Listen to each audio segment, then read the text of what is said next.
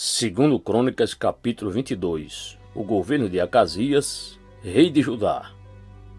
Então os habitantes de Jerusalém proclamaram Acasias, filho mais novo de Jeorão, rei em seu lugar, uma vez que as tropas que tinham vindo com os árabes mataram todos os outros filhos dele.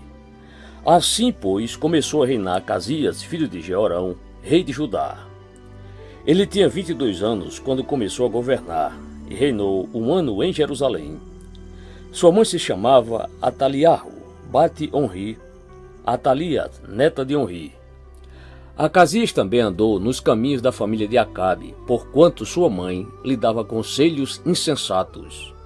Ele praticou o que era mal perante Yahvé, o Senhor, do mesmo modo como agiu a família de Acabe, pois eram seus conselheiros depois da morte de seu pai para a sua desgraça. Seguindo esses palpites, ele partiu com Jorão, filho de Acabe, rei de Israel, com o objetivo de atacar Azael, rei da Síria, junto a Ramote-Gileade, e os sírios feriram Jorão, o qual foi obrigado a retornar a Jezreel para tratar dos ferimentos sofridos em Ramá, quando lutava contra Azael, rei da Síria. Mais tarde, Acasias, filho de Jeorão, rei de Judá, desceu para visitar Jorão, filho de Acabe, em Jezreel, que buscava recuperar-se dos males provocados pelas feridas de guerra. Foi pela vontade de Deus que Acasias, para sua desgraça, encontrou-se novamente com Jorão. Assim que chegou, Jorão e Acasias decidiram partir a fim de visitar Jeú, filho de Nissi, a quem Yahvé havia ungido para exterminar a família de Acabe. Quando Jeú estava executando juízo sobre a família de Acabe, encontrou os líderes de Judá e os filhos dos parentes de Acasias que os serviam e os matou. Partiu então em busca de Acasias e seus soldados o capturaram em Samaria, onde estava escondido. Levado a Jeú, Acasias foi executado. Mas não lhe negaram sepultura, pois argumentaram: eis que este homem é neto de Josafá, que buscou Yahvé, o Senhor, de todo o coração. Assim, na família de Acasias, não havia mais ninguém que pudesse ser proclamado rei. Atalia usurpa o trono real. Quando Atalia, mãe de Acasias, foi informada que seu filho estava morto, mandou exterminar toda a família real de Judá. Entretanto, Jehoxabeate, Josebeate, ou Joseba, filha do rei Jorão, tomou um dos filhos do rei Acasias, que iam ser assassinados, e o refugiou num quarto, junto com sua ama. Assim Joseba, filha do rei Jeorão, esposa do sacerdote Joiada e irmã de Acasias, protegeu Joás de Atalia, de forma que ela não conseguiu matá-lo. Assim Joás passou 6 anos escondido com elas na casa de Deus, enquanto Atalia governava a nação.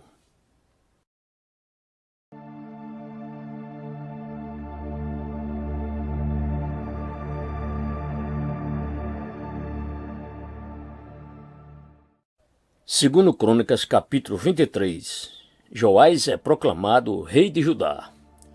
No 7º ano, Joiada decidiu tomar uma atitude. Mandou convocar os comandantes militares de centenas: Azarias, filho de Jeroão, Ismael, filho de Joanã, Azarias, filho de Obed, Mazéias, filho de Adaías, e Elisafate, filho de Zicri. Eles percorreram Judá, reuniram os levitas de todas as cidades de Jerusalém e os chefes de famílias de Israel e vieram para Jerusalém. Toda aquela comunidade fez aliança com o rei na casa de Deus. E Joiada então lhes declarou: eis que o filho do rei governará, como nos prometeu Yahvé, o Senhor, a respeito dos descendentes de Davi. Portanto, assim fareis. 1/3 de vós, isto é, dos sacerdotes e dos levitas que entram em serviço no Shabat, sábado, protegerão as entradas. Outro terço guardará o palácio real, e outro terço vigiará a porta do fundamento. Todo o povo ficará nos pátios do templo do Eterno, a casa do Senhor. Ninguém deverá entrar no templo de Yahvé, senão os sacerdotes e os levitas que ministram. Estes terão acesso, porquanto são santos. Foram consagrados para esse serviço, mas todo o povo deverá proceder conforme as ordens do Senhor. Os levitas deverão formar um cinturão protetor ao redor do rei, todos de prontidão, com suas armas em punho, Acompanharei o rei a toda parte, quando entrar e quando sair. Matai sumariamente qualquer pessoa que adentrar o templo. Assim os levitas e todo o povo de Judá obedeceram às ordens e fizeram tudo quanto o sacerdote Joiada havia orientado. Cada um pegou os seus homens, tanto os que haviam de entrar em serviço no Shabat, sábado, como os que deveriam sair, pois o sacerdote Joiada não dispensou os homens de seus turnos. Em seguida, o sacerdote entregou ao chefe de centenas as lanças, os escudos grandes e pequenos que pertenceram ao rei Davi e estavam no templo de Deus. Dispôs todo o povo, tendo cada qual sua arma na mão, desde o ângulo sul ao ângulo norte do templo, rodeando o altar e o próprio templo para fazer a volta em torno do rei. Então trouxeram o filho do rei e cingiram-no com o diadema, isto é, depositaram sobre sua cabeça a coroa real, entregaram-lhe uma cópia da aliança e o proclamaram rei, ungindo-o e bradando: Viva o rei! A morte de Atalia. Quando Atalia ouviu o barulho do povo correndo em alvoroço, aclamando o rei, dirigiu-se imediatamente à casa de Iavé, onde se reuniu o povo. Assim que chegou, pôde avistar o rei à entrada, em pé, junto à coluna. Os oficiais e os músicos especialistas em solar as trombetas estavam ao lado do rei, e todo o povo muito se alegrava ao som das trombetas. Então todos os músicos, com seus instrumentos musicais, dirigiam cânticos e hinos de adoração. Nesse momento, Atalia rasgou suas vestes e gritou: Traição! Isto tudo é uma cilada! No mesmo instante, o sacerdote Joiada trouxe para fora os capitães do exército e ordenou-lhes: Levai-a para fora deste recinto, fazendo-a passar pelo meio das filas de guardas, e quem a seguir seja morto à espada. Pois o sacerdote havia avisado: Não a matareis na casa de Iavé, o Senhor. Então eles a prenderam e levaram até a entrada da porta dos cavalos que dá acesso ao palácio real, e ali a executaram sumariamente. A aliança de Joiada. Joiada estabeleceu uma aliança entre si mesmo, o povo e o rei, para serem eles o povo de Iavé, o Senhor. Então todo o povo partiu em direção à casa de Baal e a derrubaram, despedaçaram os seus altares, as suas imagens, e executaram Matã, sacerdote de Baal, diante de seus próprios ídolos e altares.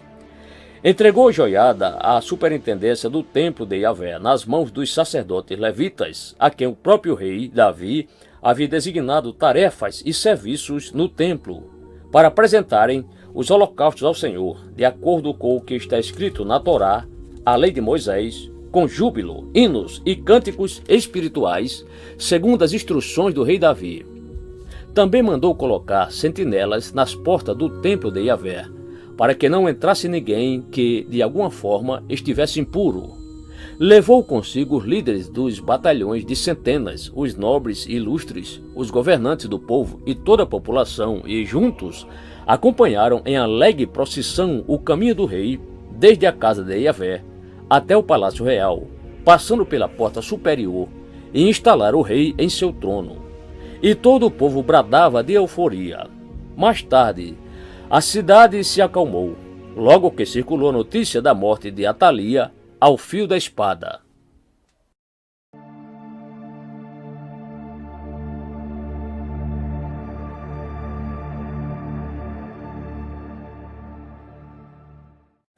Segundo Crônicas, capítulo 24. O rei Joás restaura o templo.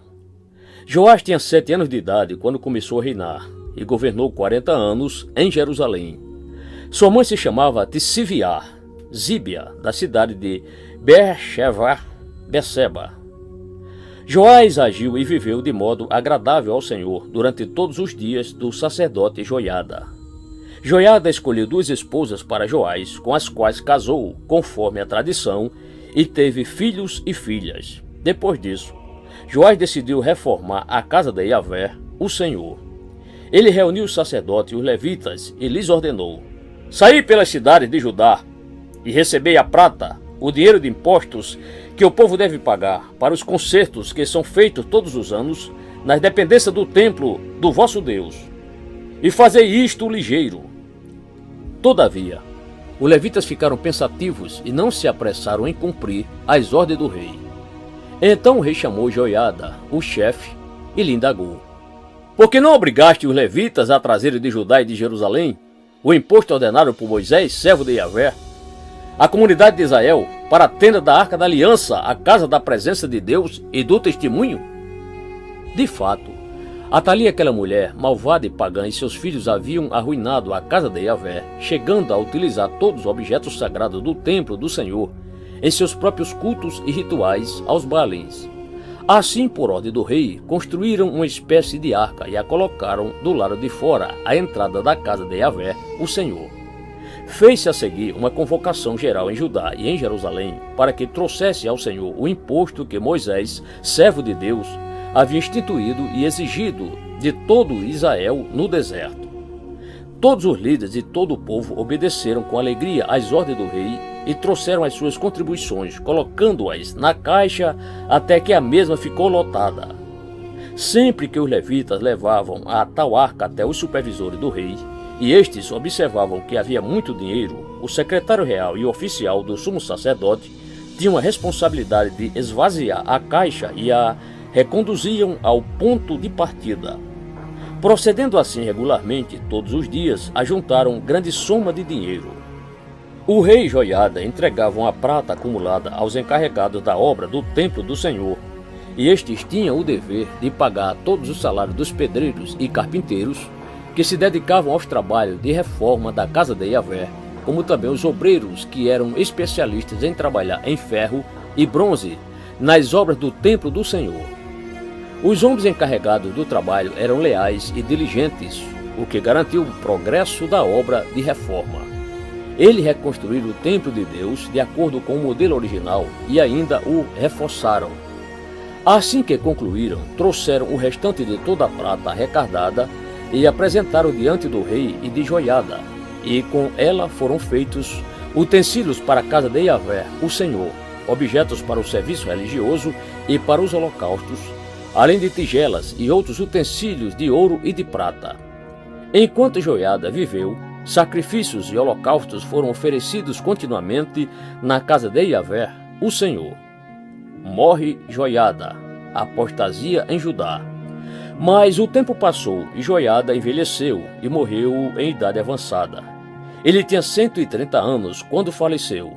Sepultaram-no na cidade de Davi com os grandes reis, porquanto havia realizado o bem para todo o povo de Israel, especialmente para com Deus e sua casa. Logo depois da morte de Joiada, os líderes de Judá se reuniram com o rei e, em meio a lisonjas e reverências, o rei aceitou suas sugestões.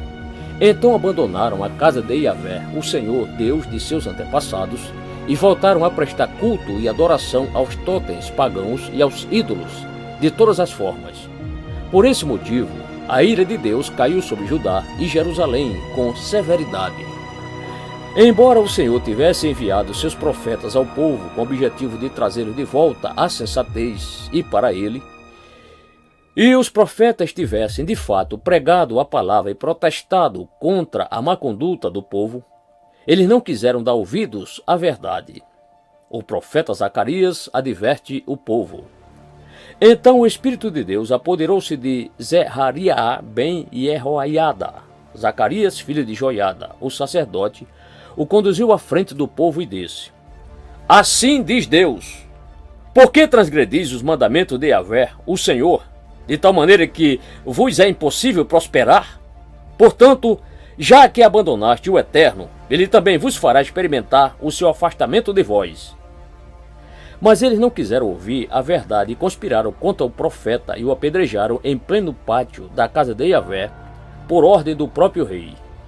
Assim o rei Joás não se lembrou com gratidão de toda a bondade que Joiada, pai de Zacarias, lhe havia dedicado, e mandou executar sumariamente seu filho, o qual exclamou pouco antes de morrer: que Yahvé contempla a tua injustiça e te retribua. Deus acerta contas a Joás. Por volta da primavera, na virada do ano, o exército da Síria decidiu atacar Joás.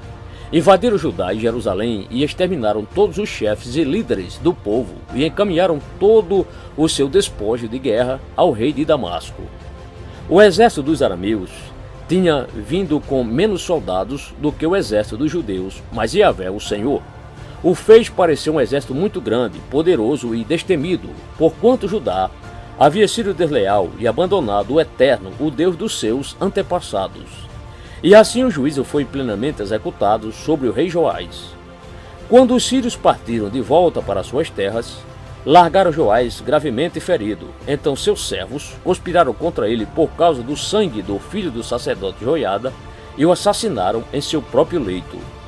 Assim morreu o rei Joás e foi sepultado na cidade de Davi, todavia não nos túmulos dos grandes reis da nação.